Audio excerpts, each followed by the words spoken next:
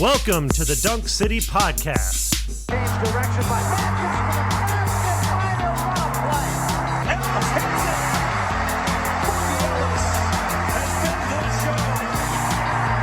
It is a Trojan tundra. USC is on to the Sweet 16 for the first time since Welcome back to the second episode of the Dunk City Podcast, brought to you by USCBasketball.com. I'm your host, Chris Houston, and we are really happy to have with us our co-host, Mark Backstrom. Mark, how you doing? I am very excited to be here today. Fantastic. Well, you know, it's been a busy summer for USC, and there seems to be no shortage of news these days. Earlier this month, USC signed Brandon Gardner, a 6'7" or 6'8" power forward out of Queens, New York, to the 2023 recruiting class. And as a result, USC's class is now rated in the top 5. If you look at the class, the Trojans added a point guard in Isaiah Collier, a combo guard in Bronny James, a wing in DJ Rodman, and 2 forwards, Gardner and Arrington Page, with Page available to play the 5 spot in a pinch. So USC essentially added a group that would on its own make a pretty good starting 5.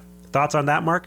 A complete starting 5, which is really, I don't think on anybody's grid at any point, coming into the recruiting season, was it? No, especially maybe a few weeks back where it looked like USC was, at one point USC had Collier and Page, so yeah.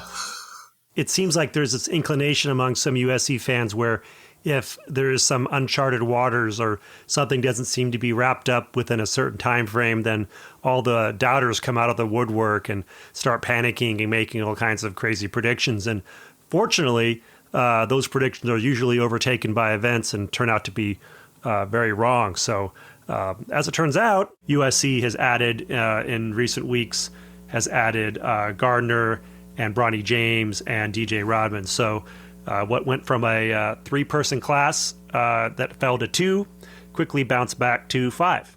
Yeah, and I'll say this: I'm a big Andy Enfield fan. He's not perfect; none of us are, but he's not dumb either. Okay, if there's a need there, and if there's a way to fill it, he's going to do what he can.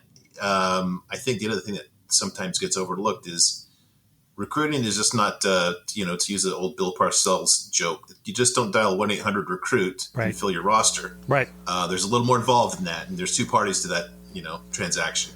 Yeah, and this is a tough environment, and you look at what Calipari is doing in Kentucky, and I think they're down to 7 scholarship players. And would you rather be USC or Kentucky at this moment? I think you'd rather be USC. You'd probably rather be Andy Enfield than Calipari right now. Yeah. Okay, agree. So how did Brandon Gardner get to USC? Well, he was originally a St. John's signee, but after Mike Anderson got fired, Rick Pitino came in, and Gardner decided to ask for a release from his letter of intent. Now, there are conflicting reports on whether Pitino wanted Gardner or not, but it seems to be the case that this was more a matter of Pitino just kind of wanting his own guys to fill out his roster rather than dealing with another coach's players and, the shifting loyalties that entails. And then things moved pretty quickly once Gardner decided to visit USC. He came out to LA for a visit and made his commitment on June 1st, which of course was first reported on the USCBasketball.com message board.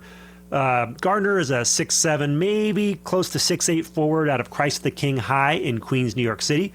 His teammate was Brandon Williams, who is heading to UCLA. They're kind of similar types of bodies as far as being like 6'7", 6'8", 210, 220 pounds, kind of different styles of player, though Williams more of a refined offensive player, whereas Gardner is a plus athlete who can jump out of the gym, and he's got a rapidly developing offensive repertoire that really points to him having a high ceiling. I mean, the day he steps on the floor for USC, he'll be the best dunker on the team. Now, Mark, I'm going to give you a name you can probably remember or probably just call up rather easily. He might be the best pure dunker at the forward position we've had at USC since Lorenzo Orr, right? Oh, my. Yeah. Okay.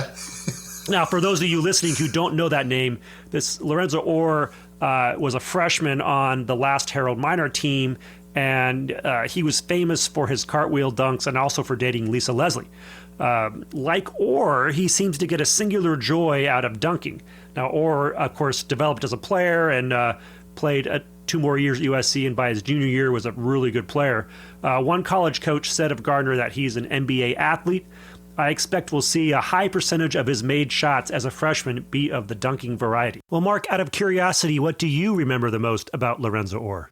Yeah, his freshman year, I think, was my senior year at USC, and he was very athletic and raw. Did develop nicely. Really, just an interior player more than anything else. If he stepped outside more than 10 feet, it was. I don't think it was anything that was really drawn up for him. I'll put it that way. That's an interesting comparison, and from what I saw of Gardner, I had a different name come to mind. And you went a very different way, and I thought you would. And this might be a really crazy comparison. And as I say this, I almost salivate a little bit because he struck me a little bit as maybe just a taller Elijah Stewart. Elijah was a tremendous athlete too. Elijah became a great scorer, but he really wasn't a great shooter right off the bat. And from what I've read, Gardner's improved his shooting, and I think there's a possibility he can get there. Elijah only shot 34% from three in his freshman year. Now, I don't think Gardner will get those minutes that Elijah did. That was just a different situation where we were just, that entire freshman class kind of just took all the minutes and we're in a very different spot right now. Not exactly the same, but I'm wondering, scale of 1 to 10, sounds like you might give me a 5 or 6 in that comparison. Well, I think athletically, I think it's a pretty fair comparison in the sense that both of them were more raw athletes coming out of high school, although both of them had elements to their game that were sort of nice foundations from which to build on. Like, I think Stewart always had a really nice form to his shot. And so once you have that nice form and you can kind of build off of that. And I think Gardner is similar in that he has good footwork and he has a lot of things that you can build off of. He's not starting from scratch. And so I think that's similar in that regard. But like you said, different positions. Gardner is closer to 6'7", 6'8", and of course, I think Stewart was probably in reality 6'5", and he played. They played different positions, but I think it's a pretty fair comparison. And going back to Lorenzo Orr, the thing that I remember about Lorenzo Orr at first was his very first. I was there for his very first dunk, which, as I recall, he got the ball and he turned and dunked the ball. He turned and dunked it. And, to most people, okay, whatever, he just turned and dunked it. Or he made a move, right, and then dunked the ball. But the difference was that his move was made in the air. He went up and the defender went up and he sidestepped the defender in the air and then on the way down dunked it. So wow. I remember thinking, wow, that was really remarkable. And pretty much all of his scoring as a freshman were these kind of amazing dunks. And when I say that he got a singular joy out of dunking, I don't know if it's possible to get pictures of Lorenzo Orr dunking, but a lot of his dunks were with him sort of cocking his head back, as if he was being tickled to death, so to speak. So he just really seemed to enjoy dunking in a visceral manner. So we talked a little bit last pod about how it's going to be difficult to fill 13 or even 12 roster spots in this day and age where players are competing hard for minutes. But there are certainly situations that are exceptions to that, such as this one, where a guy getting out of his letter of intent this late in the process sort of reduces his leverage a bit. And so, of course, USC benefits big time now from a roster construction standpoint, since Gardner would likely return for his sophomore season at least, and give the Trojans some continuity as well as a bunch of athleticism down low as it enters Big Ten play in 2024. What do you think, as you look at the roster, having that extra sort of plus athlete down at the post position, and how that bodes for USC coming in the next few years, Mark? Yeah, if we can keep them all, I think that's one of the issues that I'm a little concerned about here. It's great to have him on board. I didn't really think about, he got out of his LOI, so this counts as his one freebie transfer, if I understand the rules correctly. So that does make that different.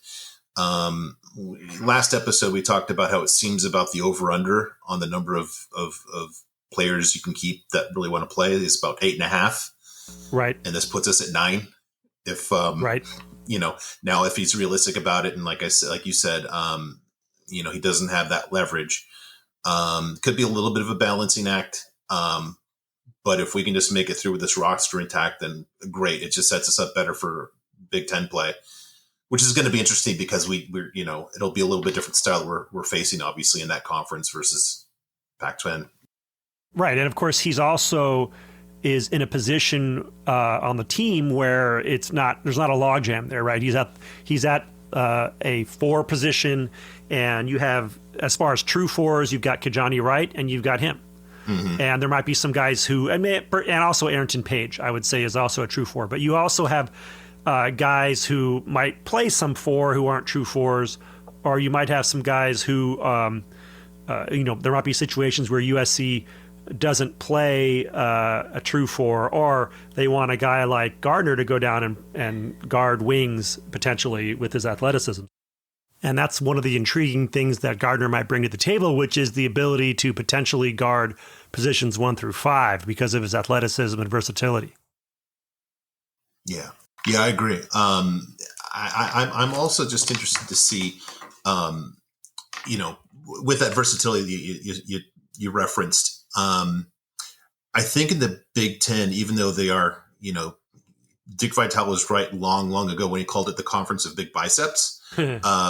I still think there's a big element of that too, but there are some athletic teams in there too. And so, a player like him who could be interchangeable and guard between 3 and 4, that becomes really, really valuable. Absolutely. And of course, he has a pretty good body.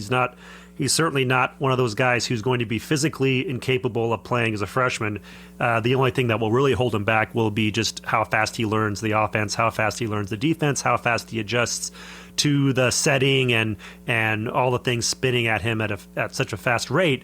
And, but you bring up an interesting point about the Big Ten, and maybe we can talk a little bit about that, about going to a new conference with new styles. And as is often the case in sports, you see it a lot of times, like, for example, when Urban Meyer went to Florida and brought the spread offense, really brought more modern offenses to the SEC. And this changed, you can say, well, does Urban Meyer adjust to the SEC, or does he make the conference adjust to him? Well, the latter is what you do if you really want to blow it open. You do the former if you kind of want to play it safe and, kind of survive. You do the latter, and if you fail, you leave. You get run out quickly.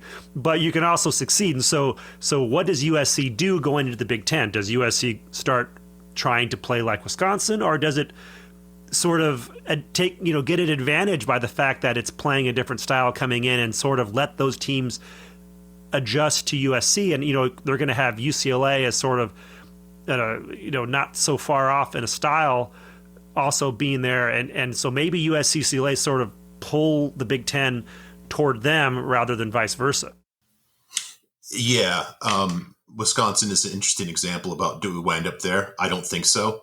I think long-term, the ideal state might be kind of Tom Izzo's best Michigan State teams, where you do have those athletic guards that are also, strong. Yeah.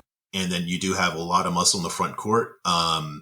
Maybe a little less stiff in the front court than some of those Izzo teams. He's had some great athletes, but he's also had a few guys that kind of wonder how they tie their shoes. Right. Well, yeah. I mean, you can see those guys all across the Big Ten, and it's so funny. Just as a quick aside, that everyone's kind of oohing and awing over the fact that Hunter Dickinson is going to Kansas State. I'm sorry, not Kansas State, going to Kansas, and there are writers who are like, "Oh, I've got Kansas #1 now. This makes them the national title favorite." And I'm like, when was the last time a team won a national title with a guy that stiff at center? And really starting at center and really relying on that guy. And the last guy I can think of, there's 2 guys kind of around the same era, and of course it depends on what your definition of truly stiff is. UCLA in '95 with Petruska? Not Petruska. Zidek. Zidek, yeah, George Zidek. Yeah, going back to UCLA winning the national title in 1995 with George Zidek. Now, who I don't think, to be fair, was stiff, but if you go back a couple years earlier, you're looking at Eric Montross, who was about as stiff as they come. So since then, has there been any teams with a big stiff at center kind of being the centerpiece and, going to the title? I don't think so. Well, in fairness, Purdue only came 6 games short, right? Right. So, well, Zach Edey is back, and of course, everyone's saying that they should be able to win the title now because Zach Edey's back. Anyway, so yeah, personally, I'm hoping that USC and UCLA both can take advantage of being in a new league with different styles and different roster constructions, and I hope that can play to both LA teams' advantage, because I think what benefits one will probably benefit the other pretty closely in the first few seasons. Yes, you're playing a brand of offense that I think makes other teams uncomfortable. I think actually I'm expecting to see maybe a little divergence where I think Cronin might be a little more comfortable in the Big Ten, just as his teams play such a brutal brand of defense.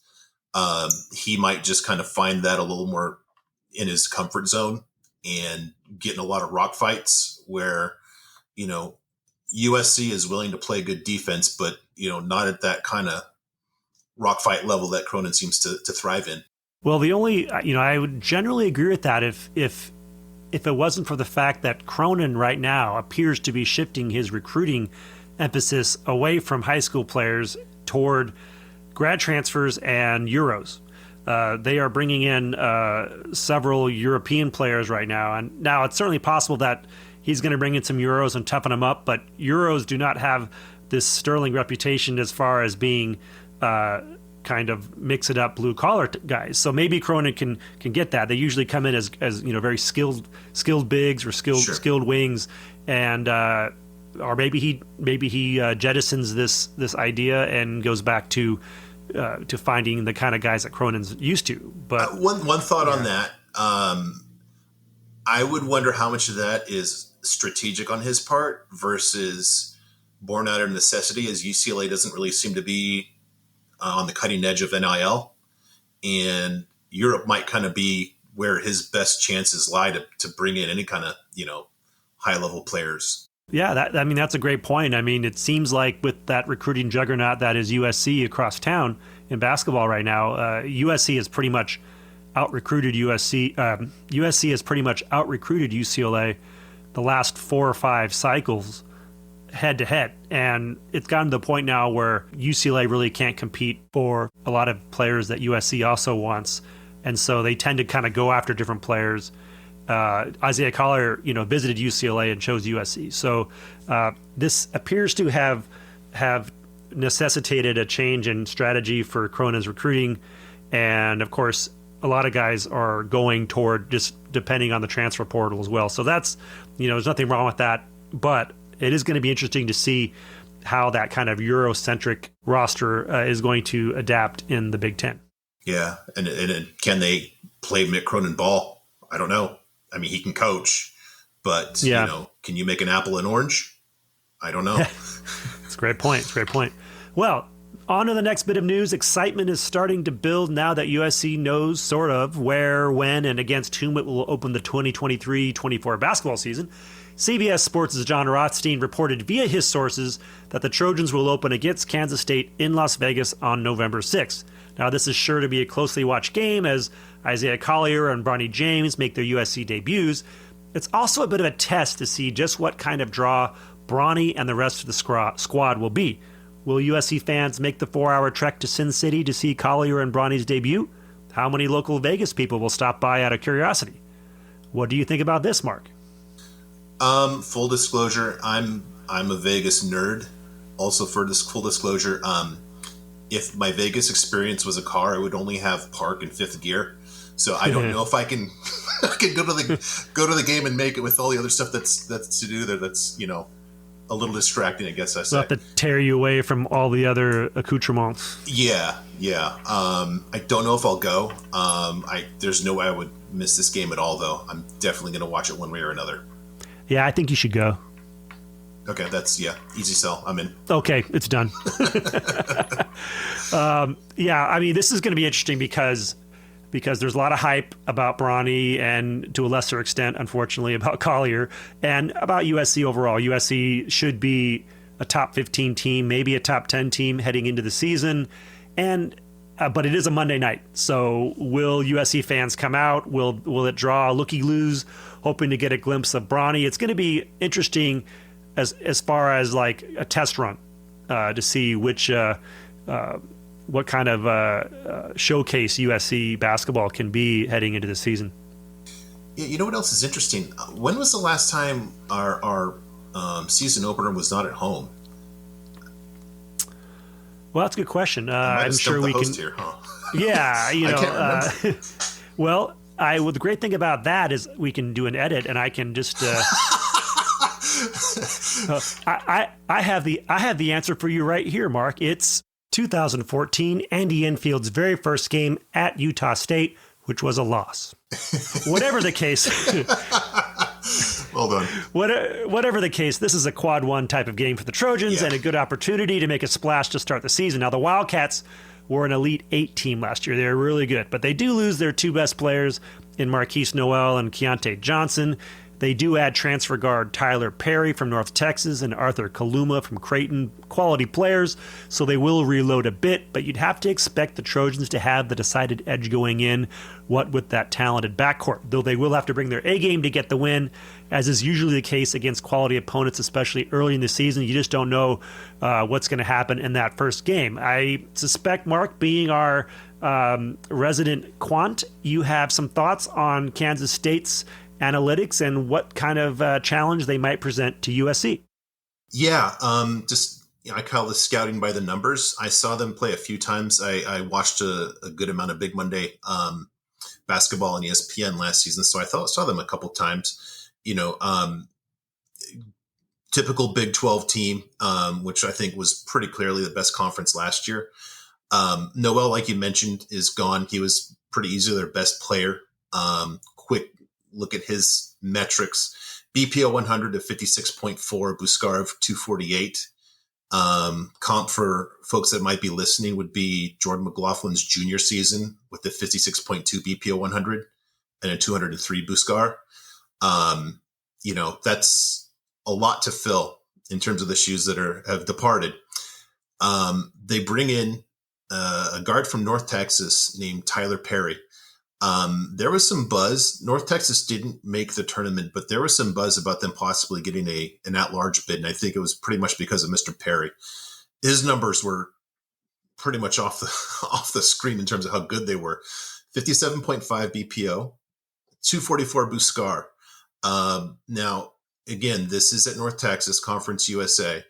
So just for comparison, Drew Peterson had 2 seasons at Rice, which is also in Conference USA. And his BPO was 48.6, and his Buskar was about half of what Perry was. So I think Mr. Perry is going to be ready for big time ball, sooner rather than later. He had only a 10% turnover rate, which would be second lowest on USC. The only one on our roster who was lower last year was Boogie at 9%. And the guy can shoot 41.3% on 3-pointers. And that's really interesting because K-State shot only 34.3% on threes in 2023. So, Noel was a great player, not a great 3-point shooter. So this guy's going to give them a dimension they didn't have before. One thing you didn't mention, Jerome Tang, their coach, last year was his first year as coach. So I think you might be seeing, some more of his thumbprints on the roster. And this is a great pickup for them. So this already has me kind of losing sleep, what this kid might do to us in the opener. Well, that's why you're one of the rising stars of basketball analytics. For those listening, we are working on getting all of Mark's metrics online at uscbasketball.com. It's a bit of a slow go because the website just takes time to build out. But very, very soon we will have a great way to reference all these numbers. And Mark's analytics are really interesting. And BPO is one metric, which is, Mark, can you remind everybody again what BPO means? Yeah, it's buckets per opportunity. BPO 100 is actually the longer form. So it's buckets per 100 opportunities, just to make it more of a round number than a percentage. So it's basically just saying, for every 100 opportunities, which is defined as basically either a shot taken or a turnover or a foul created kind of thing, how many buckets are you responsible for, either from an assist or scoring points at the line or from the field? Right. And of course, the other metric is Buscar, which is sort of a wins above replacement style metric. And of course, that is known for its reference to UCLA great Rico Hines. Yes. So Buck is created above Rico.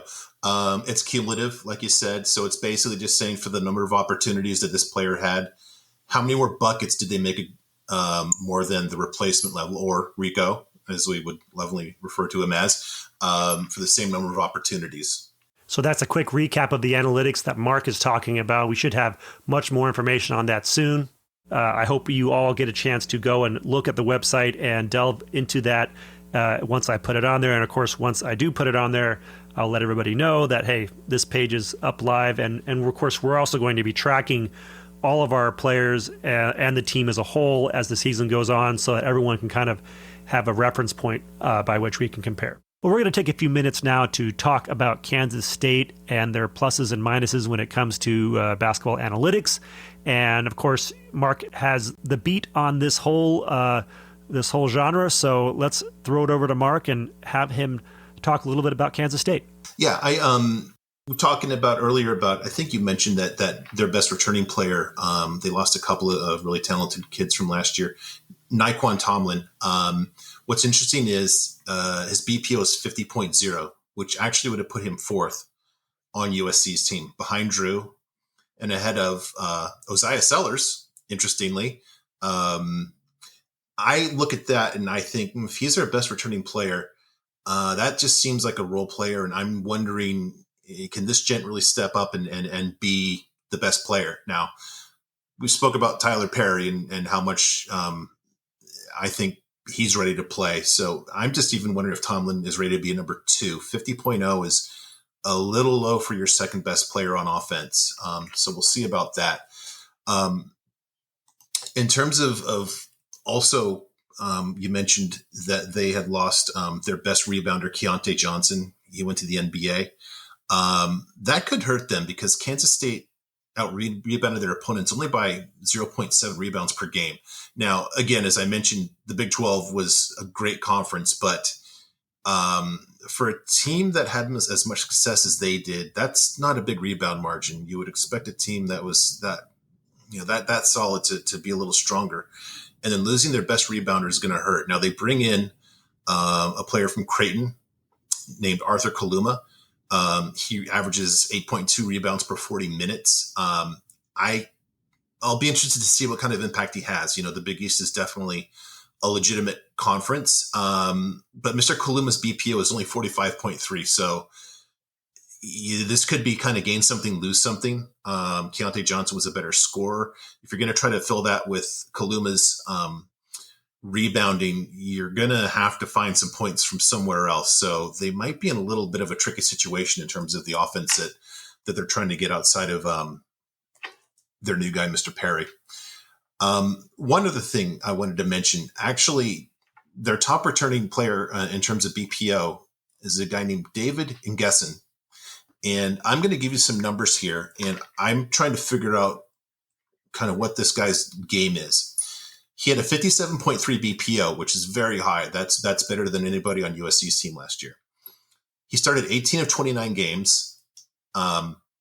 Interesting for your most efficient player. He shot 73% on 2-point field goals, and he shot 47% from the free throw line. What do we have here? Is this like I kind of look at this and I think maybe a Jeff McMillan going back to back a couple of eras? I don't know. Yeah, I don't recall him in particular. I don't recall much about him. He's from the Netherlands, of course. I think with a name like Ngesan, it's not the kind of name you generally have in Kansas. So I think that this is a guy who's probably a bit of an enigma in that regard. He averaged 6.4 points per game, 3.5 rebounds. Like you said, this is probably a situation where most of his shots are dunks or close in putbacks because he has a 70% field goal percentage. So yeah. So yeah, I think that this is probably a guy who right now is probably a bit limited in his offensive game. Or maybe he was hurt too. Why is he starting 18 of their 29 games? If he's good enough to start, and then maybe I don't know. Maybe this could be like the complete X factor because of that 46.7% free throw shooting. Maybe he just true. Yeah. So Nagesson was at Virginia Tech before, so this was his first year last year, and maybe this is the year after one season under his belt. Maybe he becomes a better player. But to be fair, he only averaged 3.7 points at Virginia Tech the year before. I would say also probably the culture shock of going from the ACC to the Big 12. I just think the Big 12 is a little tougher. That's a good point. But he did improve, so maybe the fact he improved from one place to the other, I think at the time he was a guy who was probably, given that Kansas State was not exactly coming off a great season, they probably were welcoming any kind of pretty good sized body they can get on the floor. Yeah, fair. Okay, so what is your overall impression of Kansas State? So this is going to be an interesting game to me because you've got Kansas State in a little bit of a rebuild mode, more than we are. I mean, in college basketball, you're always filling in, for some kind of departed talent. I think that they're just in a little more of that spot. Just think back to how do you replace your equivalent with Jordan McLaughlin, especially when you're Kansas State? You're not Kansas. It's not easy, as we saw the season after Jordan McLaughlin graduated. Yeah, we bring in a transfer who may or may not be very good. Yeah, that was a rough season. I'm fascinated by this Isaiah Collier versus Tyler Perry matchup. You've got this Perry gentleman who just absolutely shredded Conference USA. So he's college ready. Do we know if he's Power 5 ready? We think so, but we don't know so. And against that, we have a really highly ranked, most would say top ranked recruit making his college debut. That's an interesting spot. The other thing is, I actually think USC will have the advantage on the interior in this game, which is not something I would expect to say often about a big USC against a Big 12 team. But just with what they lose and the pieces that I see them, returning and bringing in, I think that we have a little more in terms of experience and cohesion than they might have in the interior. Yeah, I think that's those are really good points. And as for Tyler Perry, he's 5'11".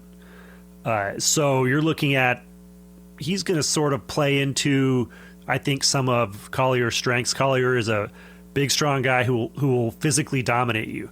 So I don't think Perry's going to be guarding Collier, but if Collier finds him matched up, he'll just run him down and run over him on the way to the basket, and there's not going to be much that Perry can do about it. And I don't think that Collier is going to be matched up with Perry on defense either. I think most likely that would go over to Boogie, or possibly to, I would think probably Kobe. Yeah, possibly right? Kobe, if he could stick with the 5'11" guy, but at least he would give him some trouble, I think, and bother him and get him out of his comfort zone.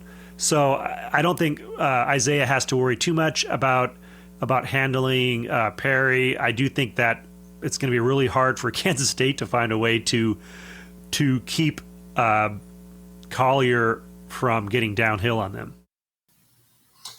Yeah, very fair. And it'll be a good early kind of indication about,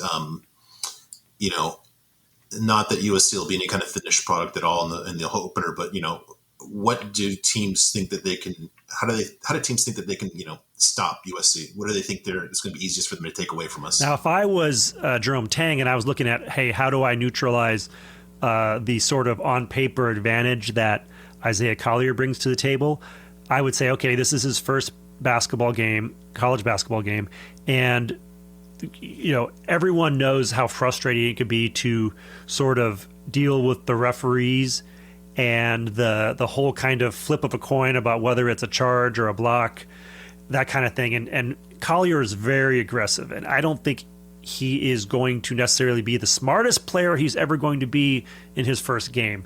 I think if the least smart he will ever be for USC will probably be in that first game.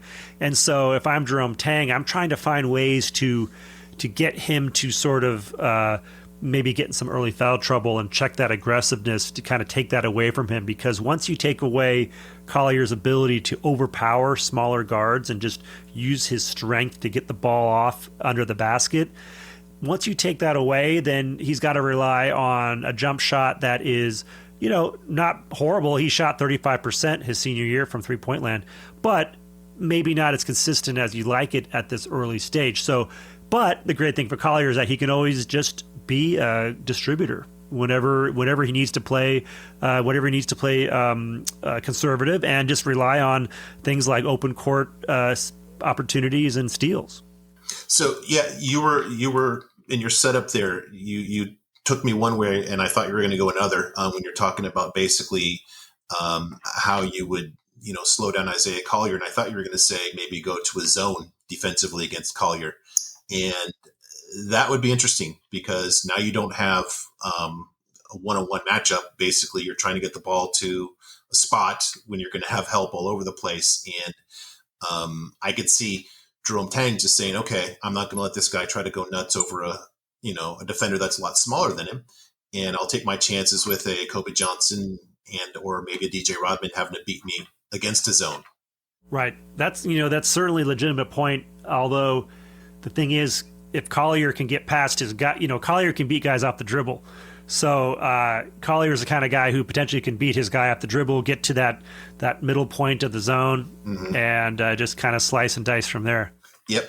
And the other thing too is how efficient is your zone offense going to be in your opener? I don't know. I don't know where that comes in the schematic of practice. If we ever have anybody from the staff, that may be a question to ask. I don't think that's probably day one of any kind of install. Just guessing. These are all great points. And so your overall impression of Kansas State, though, is that they will give USC a big challenge, or do you think it's something that just depends on a lot of things we just can't know about right now? It's not in my DNA to ever count any kind of game against a Power 5 opponent as a win. I'll just say that. Right. Do you think? Well, it'll also be interesting to see how many people Kansas State travels, because that's certainly a fun road trip. Oh yeah. Although it is a Monday night, and as they said in to paraphrase Swingers, Monday night is kind of the skank shift. Yes, they did. Yep. I mean, they said Wednesday night at 2 a.m., but for our purposes, we can say Monday night. Yep.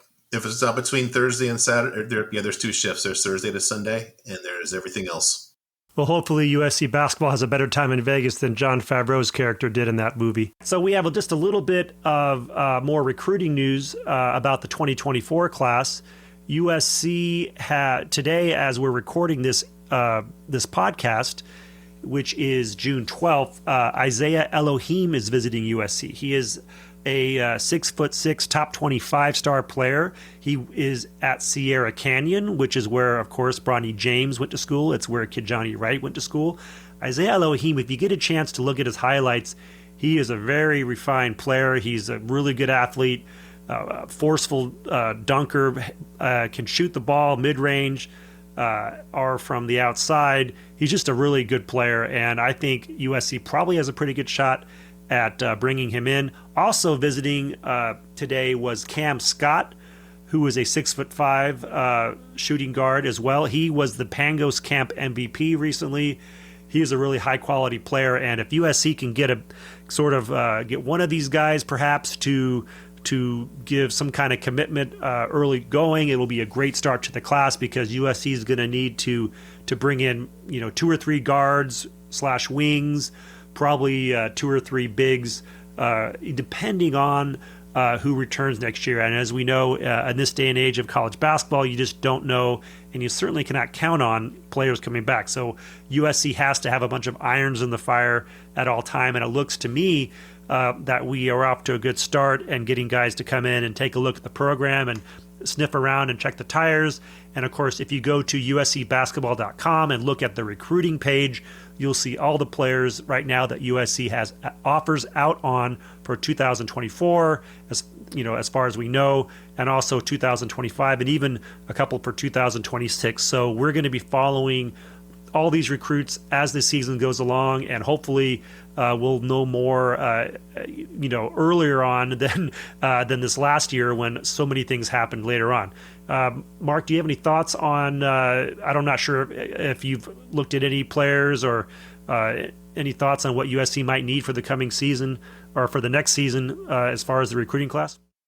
I haven't seen anything. I haven't seen any video on any of the recruits for this upcoming class.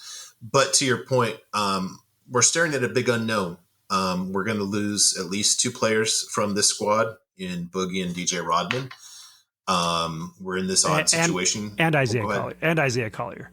Well, I mean, likely. Yeah. Okay. Yeah. Let's just say 3. Okay. We'll say that. Yeah.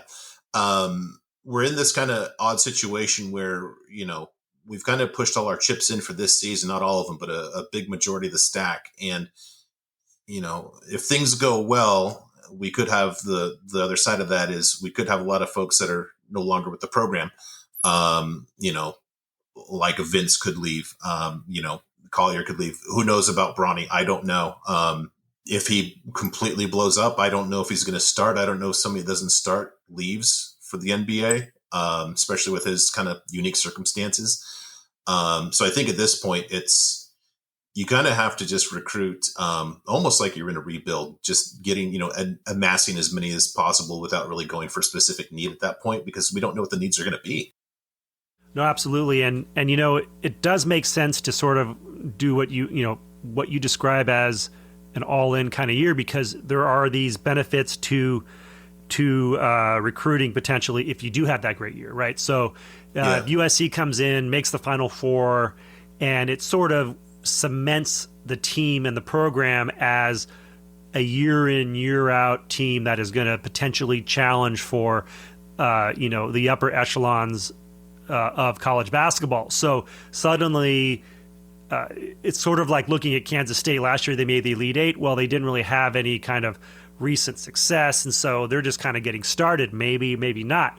USC now, of course, has had several years of success under Enfield. So if you get to this point where, hey, we reached a Final Four, we won a national title, we've made a title game, whatever you want to, whatever kind of standard you want to set for what this team should do success-wise, it's going to have repercussions on the recruiting side of things. It's sort of just, the same thing with USC football, where people are talking about what kind of players they're getting in the summer of 2023 when there's a whole season to be played, and when that season happens, it could potentially just change the whole equation depending on how the team does. And I think that's really the case for USC basketball because, as you can see, a lot of things can happen really late and a lot of circumstances can change really fast. And so I think getting that, everything that has been going on with USC basketball and Andy Enfield throughout these 10 years has really culminated and pointed to this season, I think. Yeah. And one thing to kind of carry off that point is, I think you saw this at Loyola Chicago when Porter Moser was there. They made a nice run in the tournament, and then they kind of just went into like a consolidation of games for a couple of years, because a lot of that is, you make this run and then you get on the grid, you get on the screen for kids that maybe you might not have otherwise. And they're not seniors. They have a couple of years to go before they get in your program and they make an impact. So, there's a longer term aspect to this too, rather than just, hey, we're great, now we're going to, be good forevermore. It just, doesn't look like that unless you're one of the top, 3 or 4 programs. No, exactly. You're expanding the battlefield. You can do it that way, or you can, try to win with just these certain type of guys all the time, or you can just try to have a bigger pool of players from which to choose from. And obviously there's always that changing calculus over, how many guys are transfer guys and how many guys are one and dones and how many guys are guys you've developed over time. And so I think coaches are watching very closely what other teams are doing and how they're doing it. And I wouldn't be surprised if someone such as yourself went through and looked at what might be the best combination of a roster, of players on a roster, in order to get the best likelihood of success. Yeah, somebody whose day job it is, not their hobby. Right. No doubt about it. Okay, Mark, do you have anything else to add? No, I think we just about covered it. Looking forward to, 5 months? Yikes. Until the opener? Okay, I'll make it through, though.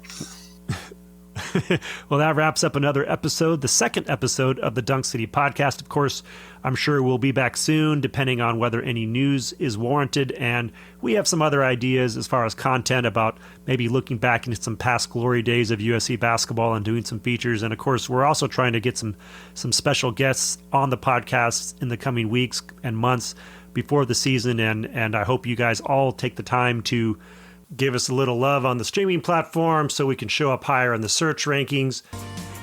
So on behalf of Mark and myself, we hope you enjoyed the episode. We hope you're enjoying your summer. Please visit us at uscbasketball.com. If you have any questions, you can email us there, uscbasketball.com@gmail.com. If there are any topics you'd like us to cover on any upcoming episodes, feel free to post them on the message board. We're also on social media on Twitter @USCbasketball_, as well as TikTok. Thanks again for listening, and fight on.